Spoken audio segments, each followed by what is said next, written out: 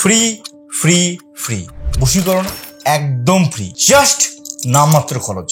ভিডিওটাকে সম্পূর্ণ দেখুন, আশা করি বুঝতে আপনার কোনো কিচ্ছু বাকি থাকবে না। আমি আজকে আপনাদের এমন একটা চমৎকারী যন্ত্রের সঙ্গে পরিচয় করাবো যা আপনার প্রেমিক হোক বা প্রেমিকা, স্বামী হোক বা স্ত্রী, যে আপনাকে ছেড়ে চলে গিয়েছে তার প্রতি একটা আকর্ষণ তৈরি করবে। শুধু এটাই নয়, যদি আপনি কারো মনে আপনার জন্য প্রেম তৈরি করতে চান তাহলে এই যন্ত্র আপনার কাছে বিশেষ কার্যকরী হয়ে উঠবে। আগে যন্ত্রটা কিভাবে কি তৈরি করবে না করবে সেটা নিয়ে একটা ডিটেলসে কথা বলি। সবার প্রথম যন্ত্রটা তৈরি করার জন্য আপনাকে সময় নির্ধারণ করে নিতে হবে সকাল 11টা থেকে 1টা।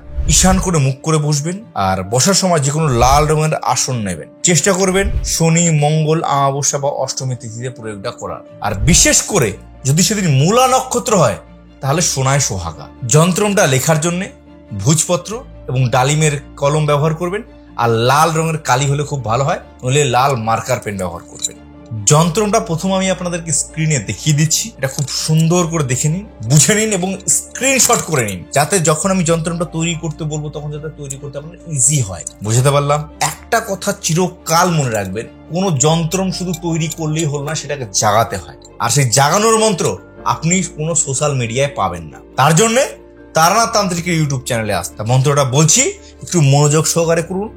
যে কোনো রকম যন্ত্র আপনি এই মন্ত্রের দ্বারা জাগ্রত করতে পারবেন। চলে मंत्र गुरु गोरखनाथ के आन फरे, ओम गुरु जी की आदेश, डाबर साबर दरभर जागे, जागे यंत्र मंत्र तंत्र, मेरा जगाया ना जागे तो नरक की कुएं पे गिरे, दुहाई साबर माई की, दुहाई गोरखनाथ। একটা কথা মাথায় রাখবেন, শুধু যন্ত্র জাগ্রত করার জন্য নয়, যন্ত্র যতক্ষণ ধরে আমরা রচনা করব তখনও কিন্তু আমাদের কোনো একটা মন্ত্র জপ করে যেতে হবে। ওম ক্লিম কাম দেবায় নমঃ।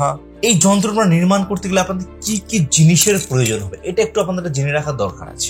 সবার প্রথম যেটা লাগবে সেটা হচ্ছে প্যাঁচার বুকের পালক, একটা তামার কবজ, ভুজপত্র, লাল রঙের একটা মার্কার পেন বা কলম, একটা লাল রঙের আসন, ধূপকাঠি আর একটা ঘিয়ের প্রদীপ। যন্ত্রটা যখন নির্মাণ করবেন আমি দিক আগে থেকেই বলে দিয়েছি, আসনে বসে সামনে একটা ধূপকাঠি, যে ধূপকাঠিটা আনতে বলেছিলাম, আর একটা ঘিয়ের প্রদীপ জ্বালাবেন এবং যন্ত্রটা নির্মাণ করবেন। তবে এই যন্ত্রটা নির্মাণ করার আগে আপনি যার উপর বশীকরণ প্রয়োগ করবেন তার ছবিটা আপনার সামনে নেবেন এবং তার ওপরে ভুজপত্রটা লিখে আপনি যন্ত্রটা নির্মাণ করবেন।